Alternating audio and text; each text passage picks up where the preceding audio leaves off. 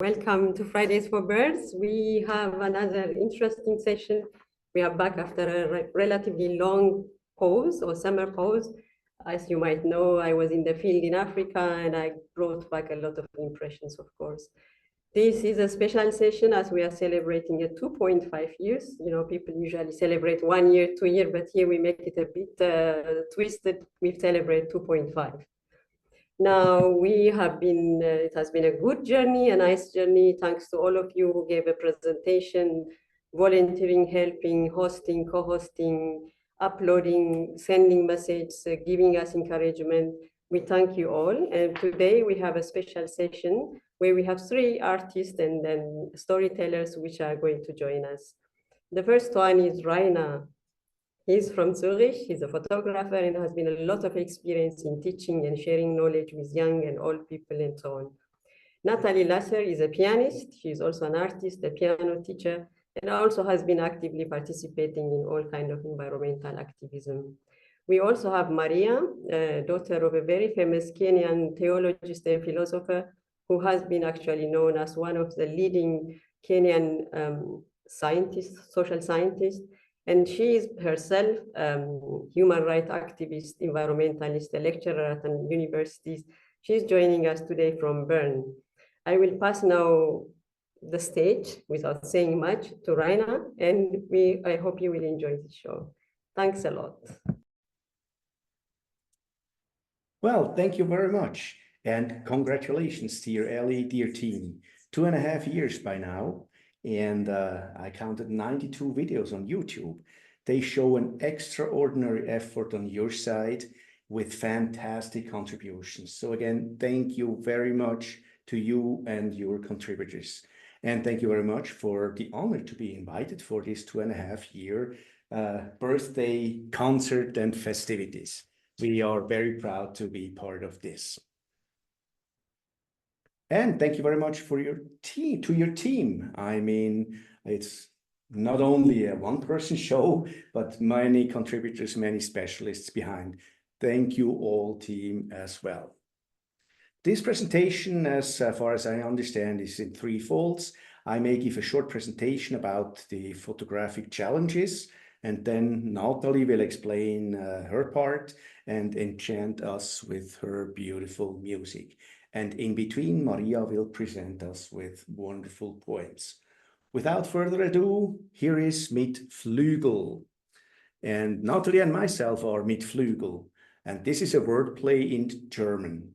Flügel is the exactly same meaning for wings, such as in birds or insects. And it describes as well the grand piano. But the grand piano certainly is singular.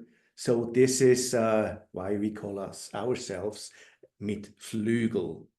Both of us have been very, very concerned about the state of our nature, the way humankind abuses our habitat, and we observe how fast our environment, the insects, diminishes. Shall we now paint signs and attend Friday rallies? That's what Nathalie and myself asked ourselves. But then we decided we shall use our core competences and show in a positive way how beautiful nature is and what we might lose if we don't put our act together. In 2019, I did an exhibition on insect portraits. And the more I looked at those insects, the more I was fascinated with the different kind of wings they have. But you can't do an exhibition just with wings. I mean, that's too technical, too geometrical, and certainly there are no eyes in the wings. And if you don't have eyes, it's sort of boring. So I mentioned this to Nathalie, and she, as the artist, immediately says, "Hey, guy, I have a wing too." The grand piano. And that's how the project Mit Flügel was born. As a photographer myself, specialized even in macro-photography, it seemed like an easy game, an easy play. Slap on the long lens, the long macro lens, and sit into the grass and wait for the butterflies to show up. I did so. I waited a long time, and when finally one came around, I took a picture, went back home to the lab, and then I should have known it before, but I realized then you just have a beautiful butterfly. But we wanted to zoom into the wings. We wanted to present the wings, and the resolution of today's camera are by far not as good as you could do it. So I had to find a new way of doing it. So nature shots, no in-wing zoom are possible. So what I did, I acquired a new lens with a minimum magnification of 5 times. That means the first challenge is the sharp level is just a 20th of a millimeter. So that's nothing.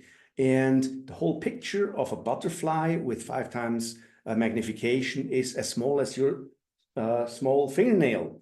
So how then can you produce a whole butterfly with those small images? The technique is called stack and stitch. If you look at one single picture on the left side, that's one layer of sharpness. And on the right side, that's now the combination of many pictures. If you just have a flat wing, that's never only flat, it takes 50 to 70 pictures. If you now have the body of an insect with the wing and maybe a protruding leg or foot or something coming down there, that means 500 pictures you have to take for just one fingernail. Now all these calculated pictures have to be stitched together. So in this example, which is a beautiful butterfly from Madagascar, it takes 161 single pictures, and they all have to be overlaid, so you can stitch them together. And the total amount of pictures for this butterfly was over 70,000 single pictures. Now, calculating the time, that's 70,000 times 3 seconds. I mean, you can do just one picture after the other because the whole system has some vibrations in it. So you have to wait at least 3 seconds. That means just the photo time is 68 hours. This is now with my new camera, which doesn't have a mirror, which has to swing up and down. With the old camera, it took me 15 second waiting time between. So you can say 70 hours times 5, that's 350 hours just of photography. And just to open a little bracket, the lifetime of a photo camera is about 250,000 pictures. So that means one butterfly is about the third of the lifetime of a camera. And then it needs about 2 days to on the computer to work the whole thing together. So the average time for a butterfly, one picture, is between 5 and 7 days for me to sit there in the studio. So I had the question before, are they dead or can they be alive? No, I mean, certainly no butterfly would sit there for 68 hours in the spotlights, so to say. All right, so this is the tool I'm using.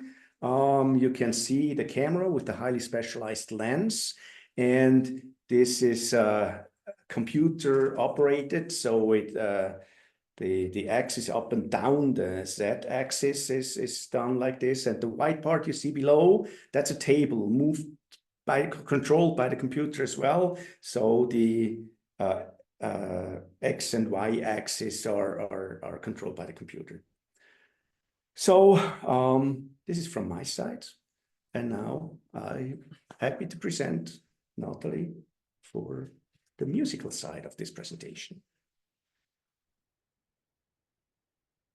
Bonjour et bienvenue aussi de ma part. Je me réjouis beaucoup d'être là dans ce moment spécial pour l'anniversaire de Fridays4Birds. Quand je me suis mise à la recherche des pièces pour piano qui portent un nom d'insecte dans le titre, j'ai réalisé que ce n'était pas facile de les trouver. Il n'existe toujours pas un archive central et digital. Et il m'a fallu une longue recherche d'environ 3 ans à travers plusieurs pays pour trouver ce que je vous présente aujourd'hui. Pendant cette recherche, j'ai réalisé que les animaux ont une influence beaucoup plus importante sur l'art que je n'ai jamais pensé. C'est une véritable source importante pour la musique. Vous allez voir. So, during my research on insects in music, I realized that animals have a much bigger influence on art than I ever thought about. It's truly an important source for music, you will see.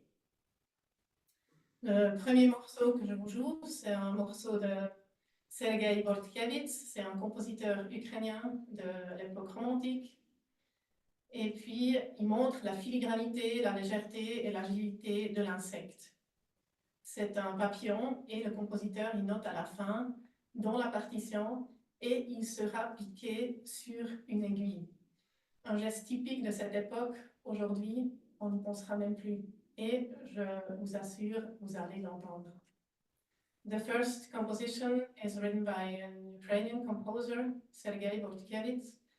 And what's special is that at the end of the piece, the composer writes in the score, and it is pierced with a pin. And I'm sure you can hear it.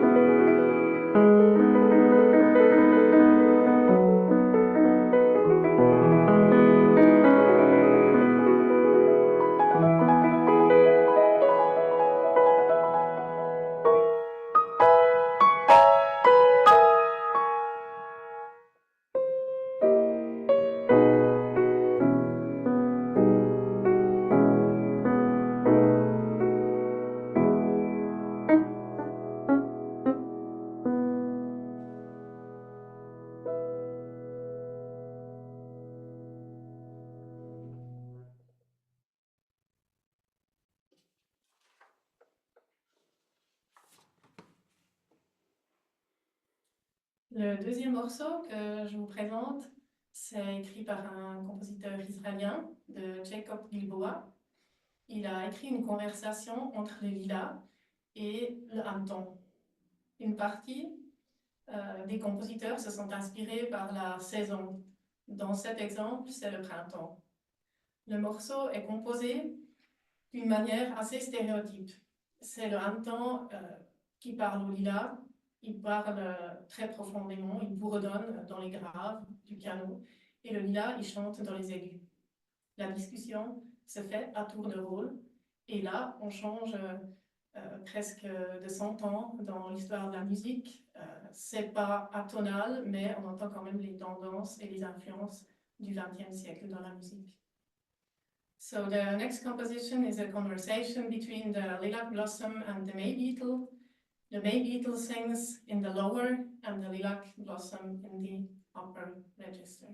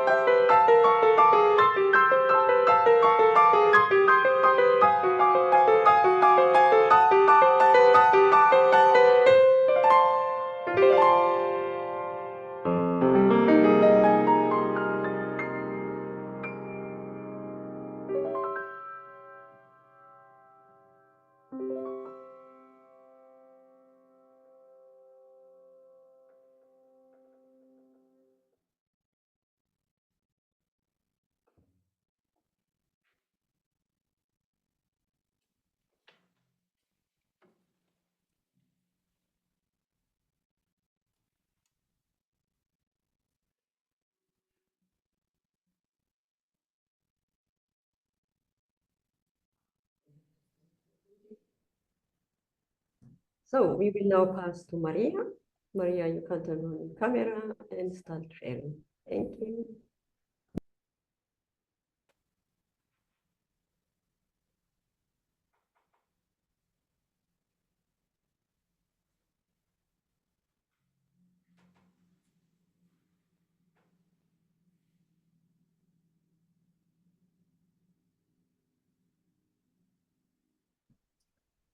Okay, Maria, you can go.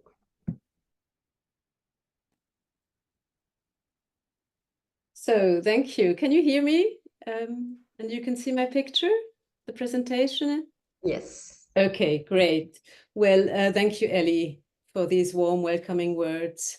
It's really a great honor for me to speak at this Friday for Birds 2.5 anniversary and to participate in this multidimensional live performance with Nathalie and Rainer. I guess you all have unique stories to tell about why you are so passionate about birds and how come you have become ornithologists and have decided to dedicate your life to the protection of birds. My presentation is about the symbolic meaning of birds in storytelling. And I would like you to invite me to revisit the Akamba Stories by my father, John S. Mbiti.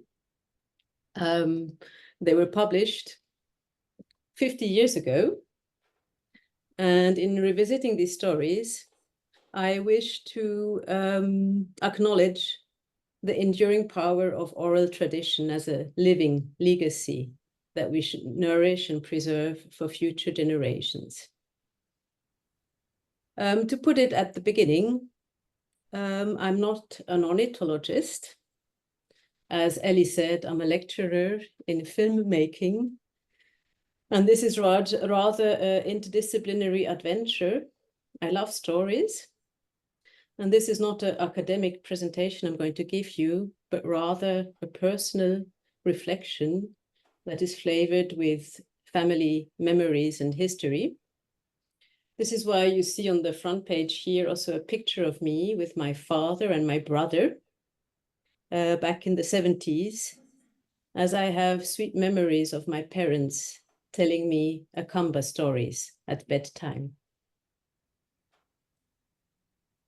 Oh, sorry. I have structured my presentation as follows.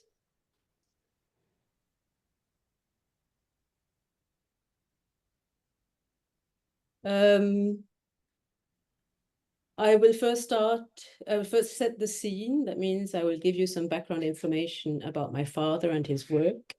And I will introduce you to the Akamba people of Kenya. And then I will reflect on the meaning of nature in Akamba stories and on the importance of oral history and of the art of storytelling. I will go to the symbolic meaning of animals in general and of birds in particular, and show you how birds are represented in the Akamba stories. Finally, I will read 2 excerpts of Akamba stories, punctuated by musical and visual performances by Nathalie and Rainer.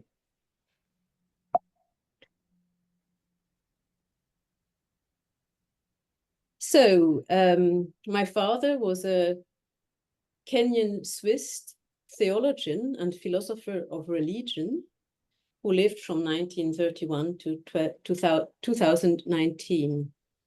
He is considered father of modern African theology because he laid, through his research, the foundation to overcome established Eurocentric misconceptions about African religions. Equally important is his role as a pioneer of a specifically African Christian theology. And for his life work, he received several honorary doctorates and numerous awards.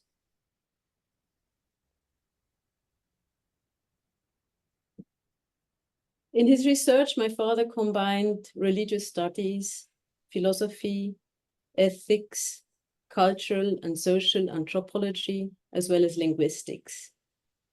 He published over 400 works, including books on African religions, on philosophy, biblical studies, papers, articles, essays, novella, poetry, and collections of African proverbs and oral stories.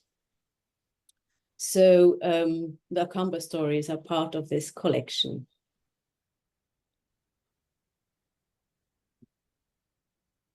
Who are the Akamba people?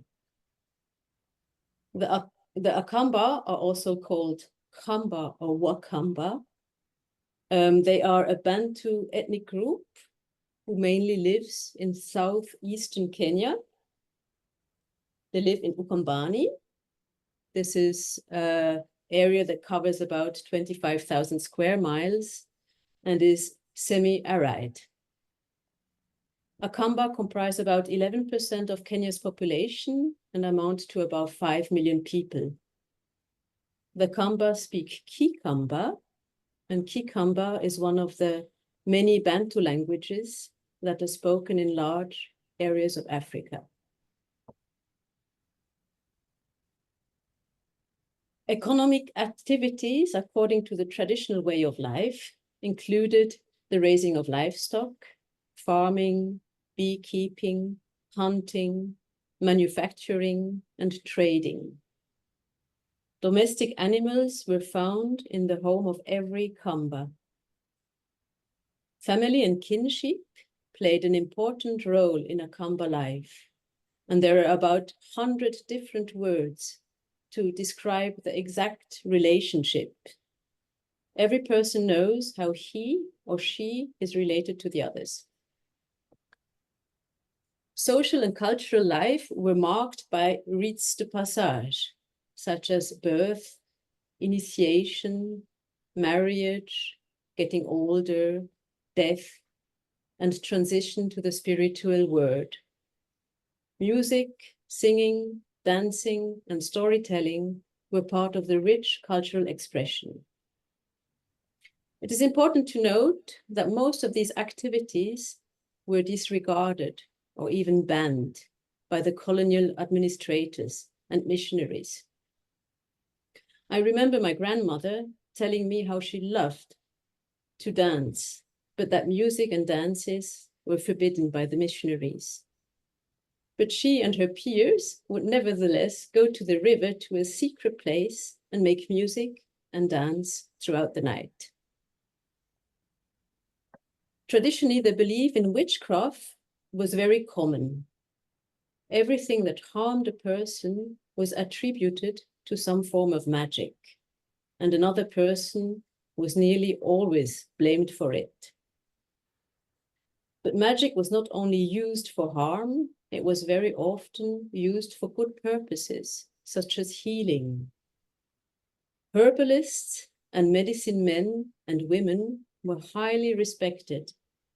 They treated the sick, counteracted the power of witchcraft, and helped people protect themselves against the harmful powers of magic. Akamba believed that when a person died, he or she continued to live in another world, and these spirits appear in the Akamba stories as well.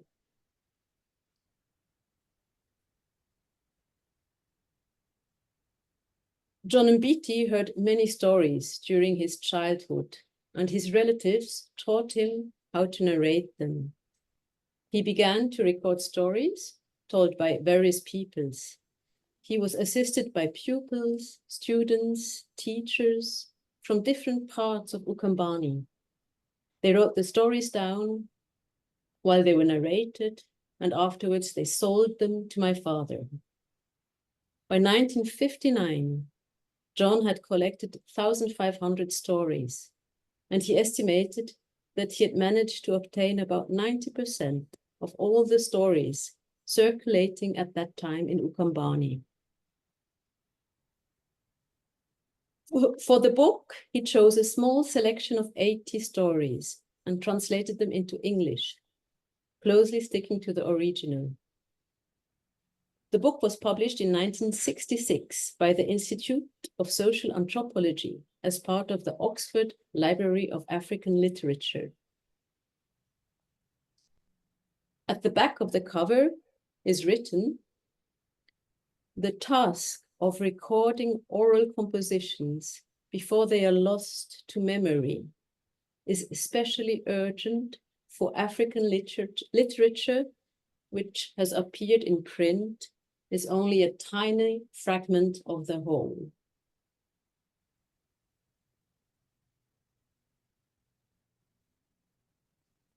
If we look at the historical context, in the early 1960s of the last century, we must acknowledge that Ukambani was part of the British Crown Colony of Kenya, and that Kenya gained independence in 1963.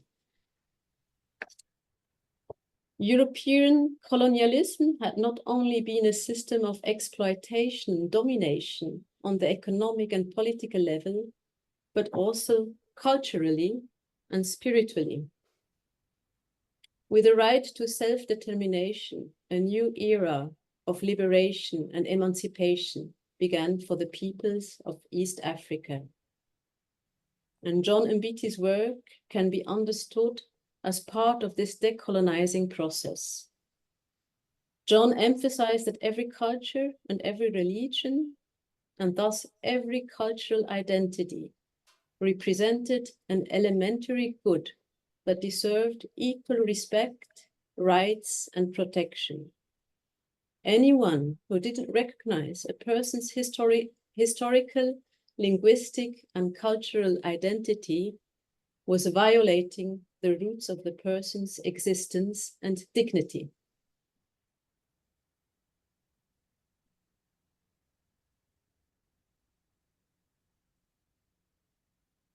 So how do Akamba stories transfer knowledge about nature? John Mbiti writes that the Akamba lived very close to nature, and this fact permeates much of the stories. The stories provide an opportunity to articulate the knowledge the Akamba have from observing the habits of animals, living around them, and giving the meaning. The drama of life involves every created object. As a result, animals, birds, spirits, plants, or even objects are given human characteristics and made to act like people. These narrative characters are used in an allegorical and figurative way. In certain cases, it might be too dangerous to use personal names in storytelling. In this way, moral lessons are drawn from nature. Satire is driven home in disguise, and human folly and wisdom are exposed. The working of mind is explored through these different animals and objects.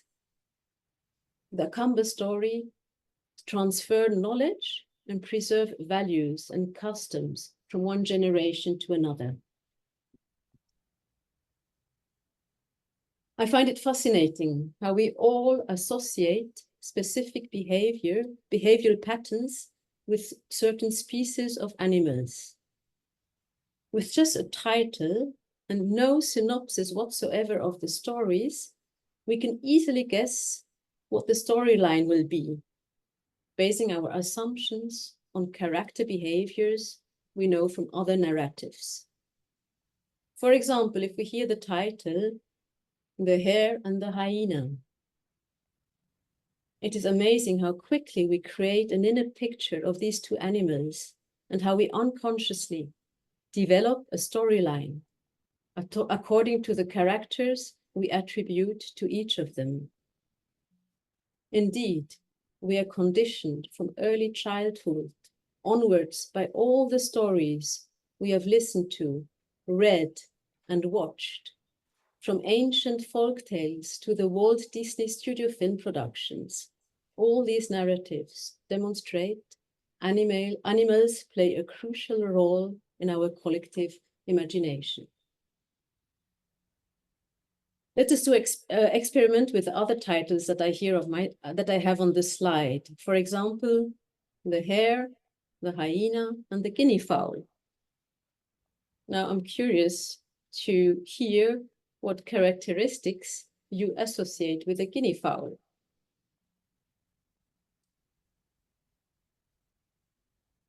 This is a picture that Walt Disney associates with a guinea fowl. And we can imagine what fate this little innocent bird will face in the story. You are right, it's going to be eaten.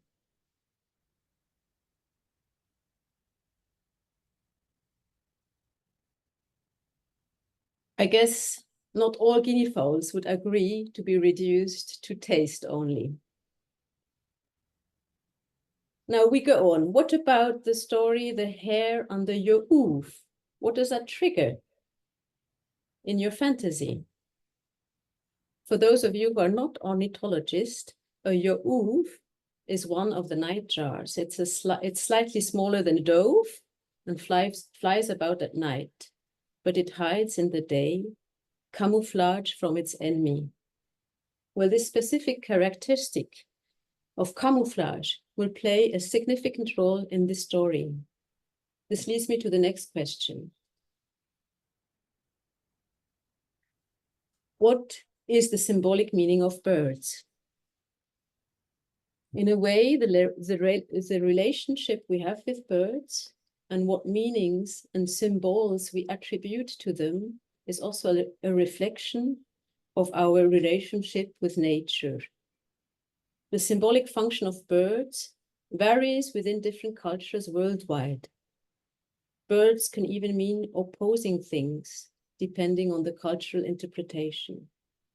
I can only share with you a small glimpse into this wide-ranging and fascinating topic of global bird symbolism.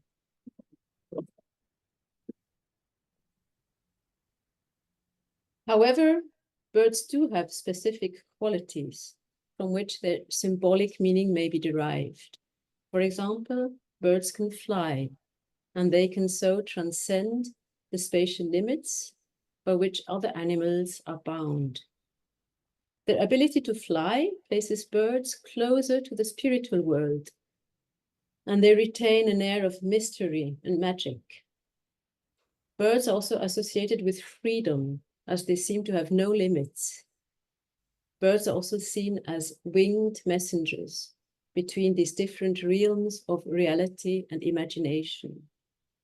They may connect the ancestors to the living, or bridge the gap between two spheres of action as bearers of information.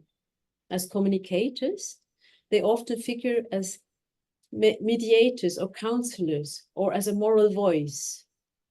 And the ability of birds to sing beautifully has inspired poets, musicians, artists, and writers from ancient times to the present.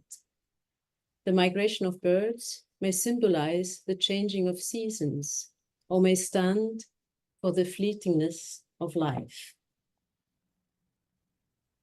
Thank you for your attention, and back to Rainer and Nathalie.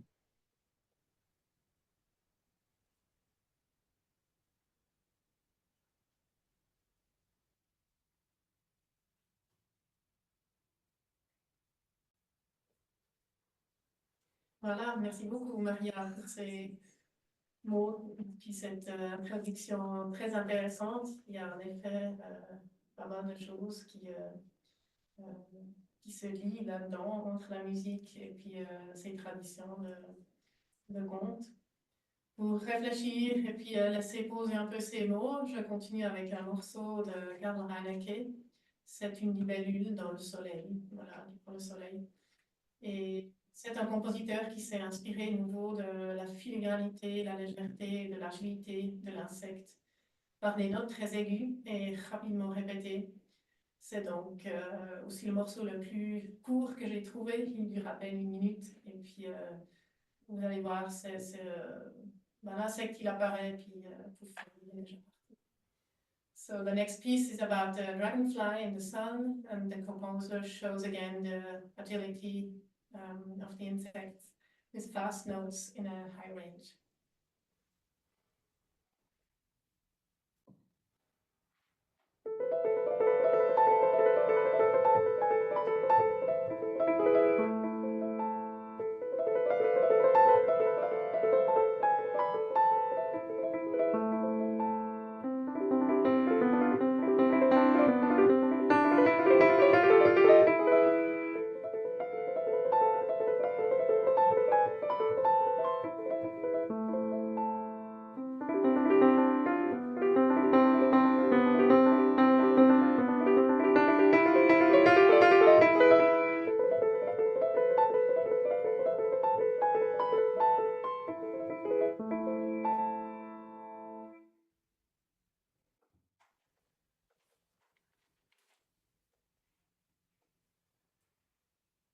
vous présente maintenant un compositeur de l'Estonie, c'est Repo Soumera, un compositeur du XXe siècle, et il a composé un morceau pour un papillon qui se réveille pendant l'hiver.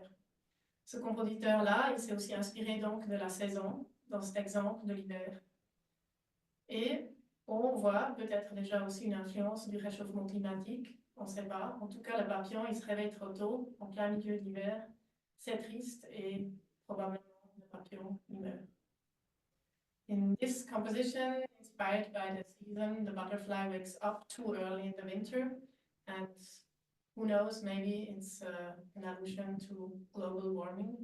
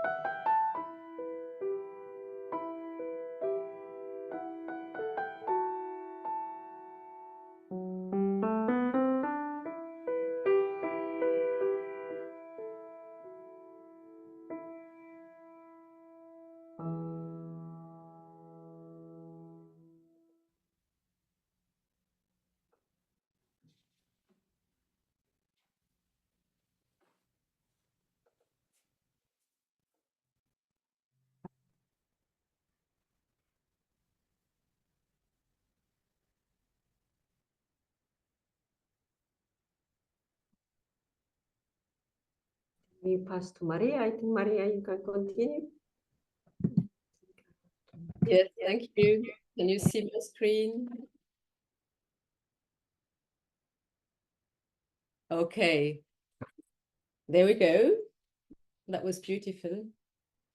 I want to invite you for the second part of the storytelling. At night, when people returned from working in the fields, in their homes, they sat around a fire, and that was the time to share news and narrate stories. This was never done during the daytime, but always at night. And what is the most important thing in storytellings is to make the story personal. So storytellers are allowed to change parts of the stories so that they suit the audience. And that's why there are often many different versions of the same story. And a good deal of exaggeration has to come into storytelling to capture the emotions of the listeners. So let me now invite you to join me to the fireside to hear the first Akamba story.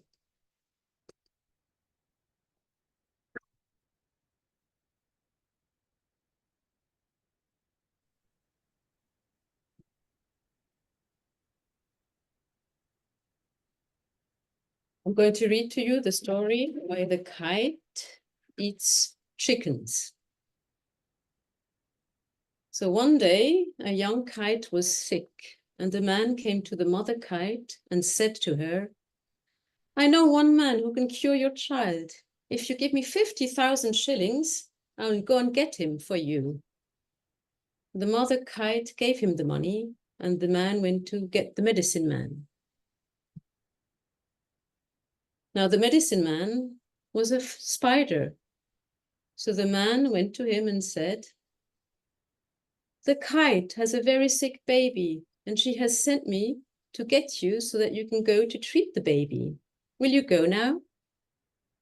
The spider replied, your hen saw me yesterday and threatened to eat me if she sees me again. I am a tiny little thing, and if I go alone, I might be eaten. But the man insisted that the spider should go alone without him. So the spider picked up his medicine bottles and carried them in a bag over his shoulders. But as the spider went along, he was not very happy. He was afraid of being eaten before he reached the home of the kite. Very soon, the mother hen, and very soon he saw the mother hen and he hid himself by the path. The hen saw the spider. She picked him up with her beak and gave him to her chicks to eat. The spider left a letter and his medicine bottles there before he died.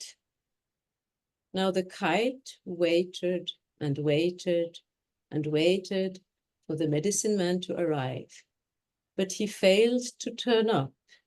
So she went out to look for him, and on her way, she saw a broken medicine bottle and a letter addressed to her. She picked it up, opened it, and read, to the kite. I was on my way to your home to treat your baby, but I met Mother Hen, who took me and gave me to her chicks to eat. Then the kite flew back to her nest after she had read that letter. A few days later, her baby died, and she was greatly grieved. She decided to take revenge. And from that day onwards, that is why when you see the kite catching chicks, from that day onwards, she began to eat chickens. That is why you see the kite catching chicks and flying away with them. She even passed a law for the rest of the birds, animals, and human beings, that they should eat the hens and chicks as well as grown-up chickens. So to this day, if you say as a hen, she will say, "It was not I, it was not I, it was not I."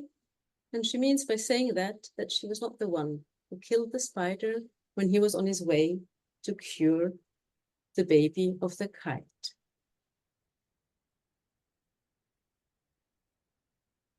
So, that was the first story, maybe a little reflection about the symbolic meaning of animals in this story. Actually, the spider is the protagonist of this story. And the spider is a medicine man. He is knowable, clever, but also fragile. And the spider is actually a contemporary hero and also a role model, because he puts his duty of curing the sick baby of the kite above the risk of losing his life.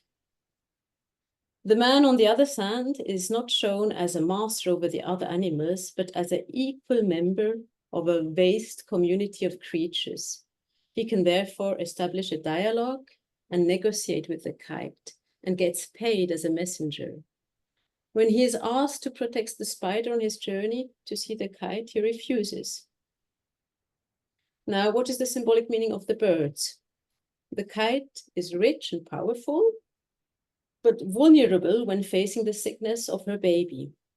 She pays the man to bring the medicine man to her, but when this fails and her baby dies, she grieves her loss for a long time and takes revenge. She even passes a law that allows the rest of the birds and all human beings to eat chicks and chicken. The hen, on the other hand, must survive. And she really gave a first warning to the spider. And afterwards, she had to feed the spider to her chicks. Later on, until today, all the hens, when you seize them, they claim that they are innocent, saying, "It was not I, it was not I." Back to the studio.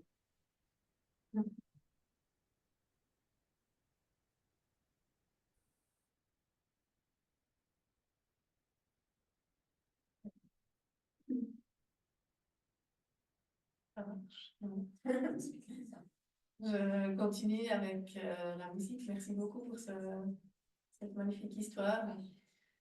Quand j'ai regardé ces photos il y a quelques semaines, il y a une en particulier, mais partout, ils sont tous magnifiques, mais une en particulier qui m'a inspirée. J'ai vu ces belles couleurs, ces couleurs de ces insectes, et en fait, j'ai réalisé que notre relation avec la nature, c'est parfois un peu ambigu. L'insecte, il est très beau sur la photo, mais dès qu'il rentre dans notre tente ou dans l'appartement, ou même ici, les mouches, allez, loin, j'ai pas envie que tu me piques, ou j'en sais rien. Les abeilles, les guêpes, du coup, on les aime plus trop. Et cette relation ambiguë entre l'homme et l'insecte, ça, c'était l'inspiration pour cette composition que j'ai écrite moi-même il y a quelques semaines. J'aimerais beaucoup la créer aujourd'hui, lors de cet anniversaire de Fridays4Birds. Et vous allez entendre aussi cette ambiguïté un petit peu dans la composition si vous avez l'oreille musicale, parce que j'ai choisi de différentes mesures qui changent pendant la composition. Le titre, c'est Scaravello. So the next piece I will play for you is the Gold Bug, composition I just wrote some weeks ago. And I was inspired by the ambiguous relationship between the humans and the insects. We love the colors on the photos of Rainer, but if the insects get too close to us, we don't like it so much anymore.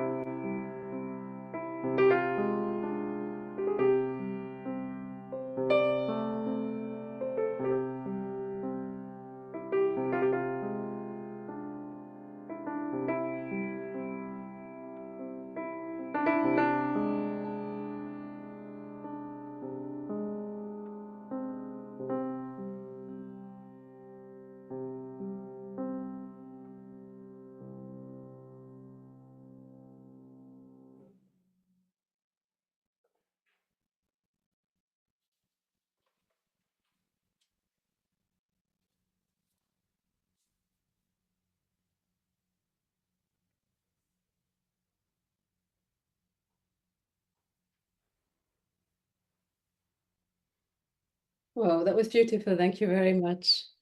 So we are back now for the second Akamba story, Around the Fire. And it's the story of Louis, the bird which ate elephants. A group of men appointed a day to go out on a hunting expedition. The first day they traveled until sunset, and then they slept in the forest. They continued their journey the following day until they came to the region where animals were innumerable. In that area, one of the men discovered 2 tusks of an elephant, and he gave one away to his fellow hunters. After a little while, he discovered 2 more tusks, and he gave one away again. Every time they dug up the ground and hid the tusks there because they were too heavy to be carried about while they hunted. While hunting, the man who had discovered the tusks shot and killed an elephant. The other hunters began to envy his fortune and success, and they became angry. He asked one of them to get into the stomach of the dead elephant and to cut the diaphragm, but he refused. Then he asked another and another and another, and so on until they all refused to enter the elephant. So the man who had killed the elephant climbed and got into the stomach and began to remove the diaphragm so that they could roast and eat it. But before he got out of the stomach of the elephant, his companions closed up the ribs where they had made an opening and left him encased inside the dead elephant. They went and carried away the 2 tusks of the elephant together with the other 4, which they had hidden in the ground, and they returned to their homes. There came a very large bird called Louis to eat the carcass of the elephant. It carried the whole elephant to a large lake and placed it on a huge rock in the middle of the lake. So the Louis went on eating the meat until small openings appeared through which the man could look out. He looked out and saw only water. He remained inside the carcass, and the bird continued to eat and eat until it made a large opening. When the Louis was away, the man quickly crept out and looked around. He saw no way of getting away from that lonely spot, and he felt that his doom had now been pronounced. When he saw the Louis coming back, he quickly went back into the elephant's belly and hid himself. As time went on, however, he despaired, and he decided to take the only possible way out. As the Louis got ready one morning to fly away in search for more food, he grasped the feathers of one of its wings. Because the Louis was such a large bird, it thought that it must only be a flea or some weed. The Louis flew for many miles until it reached dry land. But as soon as it had reached the shores of the lake, the 2 feathers that the man was holding on to came off, and he fell to the ground. He quickly hid himself and began to look around, carrying his knife and the 2 feathers. He had no clothes, so he used these feathers to cover his nakedness. He traveled on and on for many, many days, until he found some beehives. This made him think that he must be nearing some homes. He came to cattle paths, and he followed one of them. One night he heard the cock crow, and he went towards that home. When he got there, he called out and explained that he was naked, and another man brought him some clothes. The following morning, he asked the people where he was and how he could get to his own home. They gave him food to eat and showed him the way to his country. He continued to travel until one day he reached his own home. When his friends and relatives saw him, they were so overjoyed that many cried. He told them what had happened to him, and then he claimed back all his tusks from the other hunters who had forsaken him. He also made beehives from the feathers of the bird which he had brought with him. When he sold his tusks, he became very, very rich. You had better swing with the panther's tail, while I swing with the lamb's tail. So that was the story of Louis, the bird which ate elephants. And may I still give you a few thoughts that I had about this bird? I know we're a bit off of time, but it might be interesting to reflect on these aspects. So here, the protagonist of the story is a man who is a skilled and lucky hunter. He's generous. He shares what he has with his fellow hunters. And the other hunters get jealous and even angry and are malignant as they close him up in the stomach of the elephant and abandon him there, and they even steal his tusks. So what I really find fascinating about this story is the character of the bird Louis. So Louis is a mysterious figure. It's a huge bird that can even carry elephants away to eat them. And Louis can fly so far away to places no man has ever been to. It's interesting, my father added a footnote and pointed out that Louis is a legendary bird of enormous size that resembles the bird roc in Arabian mythology. Indeed, the tales of 1001 Arabian Nights depict Sinbad encountering a roc. And also references to the roc can be found in the Sanskrit epics Ramayana and Mahabharata. These enormous birds represent ferocity, might, and wealth. It is fascinating to see that the bird Louis of the Akamba story resonates with the bird roc from these Middle Eastern stories. This fact may suggest that oral stories, much like birds, have the capacity to migrate. In fact, in the old days, the Akamba acted for a long time as guides to the Swahili and Arabian caravans between the coast and upcountry. And they also led their own expeditions and settled in different parts of the country. So they must have heard Swahili stories, and the Swahilis must have heard Akamba stories, and like this, the stories sort of mixed up. And I will finish now my presentation saying that Akamba stories and Africa storytelling in general are not a relic of the past. It's a living legacy that continues to shape the present and future of the continent.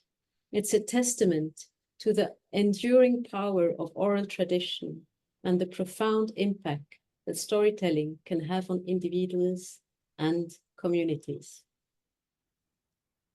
Thank you for your attention.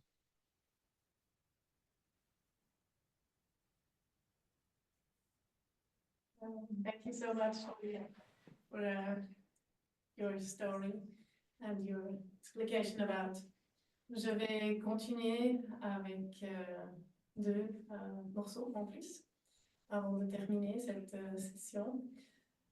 Ce qui est intéressant dans la musique, c'est que j'ai croisé pendant plusieurs siècles, j'ai quasi pas croisé un morceau qui n'était pas dans une mesure en 3 temps.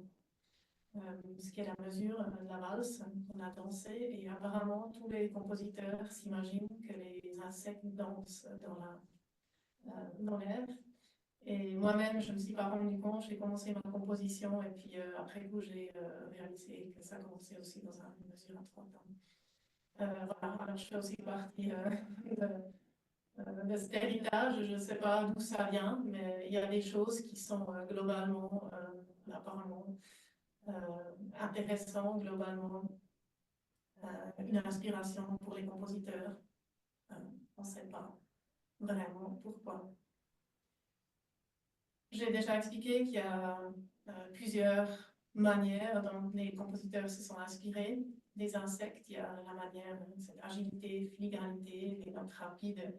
Ensuite, il y a les saisons, particulièrement le printemps quand les insectes réapparaissent, mais aussi l'exemple de l'hiver. Et là, je vous montre encore une autre façon de se laisser inspirer, parce qu'il y a aussi des insectes qu'on n'aime pas trop. Voilà, donc on continue avec ce sujet que j'ai un peu évoqué avec ma composition. Là, c'est Eino Tamberg, un compositeur de niveau de l'Estonie, qui a écrit un morceau sur une mouche voilà, qui nous énerve. Et puis, il a pris l'expression sonore de l'insecte comme inspiration, le bourdonnement de l'insecte énervant, et il a transformé en musique par des petits intervalles et des frottements de sons, qui sont des techniques notamment du XXe et du XXIe siècle. So the next piece is written by Eino Tamberg.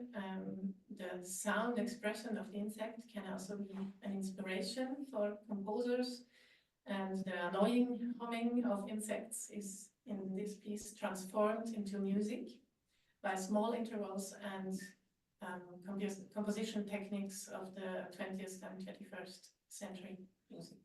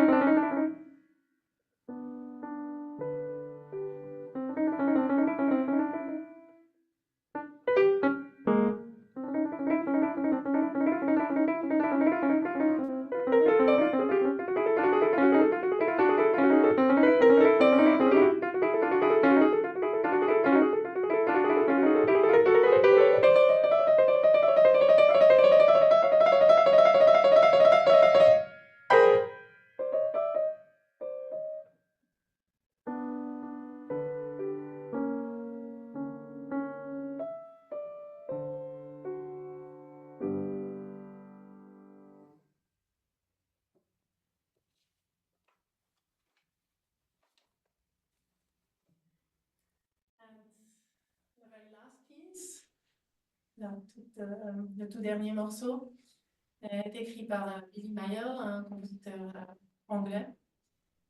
Cette pièce-là nous montre ce qu'on a déjà entendu avant, que peut-être parfois on projette trop souvent des perceptions humaines sur le comportement des animaux. Maria, elle en a parlé aussi. Le nom, montre religieuse, c'est le nom du morceau, évoque une musique plutôt tranquille et sobre. Mais ça, c'est nous, les êtres humains, qui s'imaginent que c'est comme ça. Le compositeur lui-même, il a écrit un ragtime joyeux. So this piece is a nice example to show that too often we project human perception onto animal behavior. The name praying mantis evokes quiet music, but this is not the case. The composer has written a ragtime.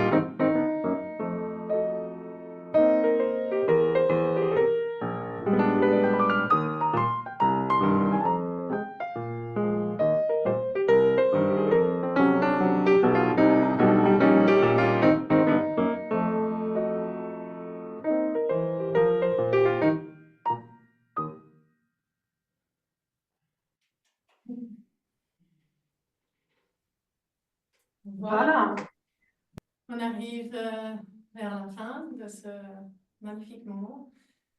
Pourquoi j'ai joué là? Ben, je suis pianiste, compositrice, mais je suis aussi ornithologue. Les oiseaux me tiennent à cœur et les insectes aussi. Les insectes sont la nourriture des oiseaux.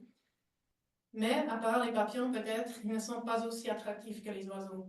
Beaucoup de gens ne les connaissent pas et ils ne s'y intéressent pas non plus. Malgré tout, ils sont la base de vie pour les oiseaux, mais aussi pour le reste du monde.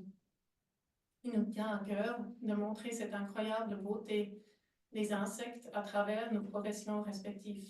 Je parle de Rainer et de moi aussi. Le monde des insectes mérite la protection. Il est non seulement important comme notre base de vie, mais aussi comme nourriture spirituelle pour beaucoup de générations d'artistes et de compositeurs. C'est un véritable héritage culturel. So to close this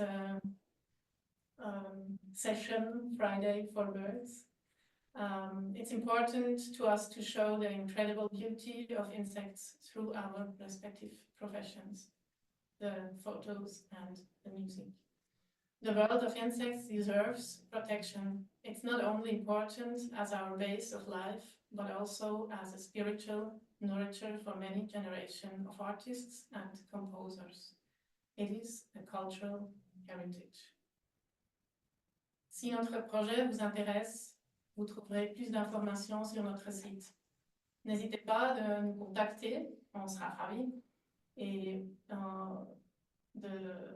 rentrer en contact avec vous. La musique a été enregistrée sur CD et peut être écoutée et achetée en ligne sur bandcamp.com. So if you're interested in our project, we would be happy to get in contact with you. You can find more information on our website, and we would be very happy if you have any return. The music has been recorded on CD, and you can listen to it and purchase online on bandcamp.com. So again, happy birthday to Fridays4Birds. We're very proud and very happy to be a part of you. It was a pleasure to be here, and thank you very much for your attention. Thank you, Ellie. I think I'm speechless, to be honest, and I would just like to say thank you to all of you, but special thanks goes to the Swiss Ornithological Institute Vogelwarte, who has been continuously a support behind and in front, hosting Fridays4Birds webinar series, but also encouraging us to outreach others and covering a lot of projects which we want to reach. We thank the Swiss Ornithological Institute deeply. We also thank all our members of Fridays4Birds, which are far and near, which are also actively participating here, but also presenting, giving us support. It could also be, moralic letters, hands up, thumbs up in WhatsApp, whatever it is, was always a courage that we pushed us for 2.5 years to reach here. I would like to give a special thanks to Maria to bring us back to Kenya, the fire stories, Akamba Stories, and I know these people, I come from that region. Thank you for taking us back to Kenya. Rainer for teaching us how to take care of pictures, how to learn how to make a macro-photography, perhaps even use it as a outreach program. When I take my camera, I will take a little bit of a photo, maybe make a postcard, I don't know, but this is really a very nice lesson that I took from you today. Nathalie, I can't reach this piano play, but I think I understand that an insect can be annoying, but an insect sound can be music. I thank all of you on the background again, especially the members of Fridays4Birds, Alessia, Jan, Gabi, and a lot of you who has been translating French to English, English to French.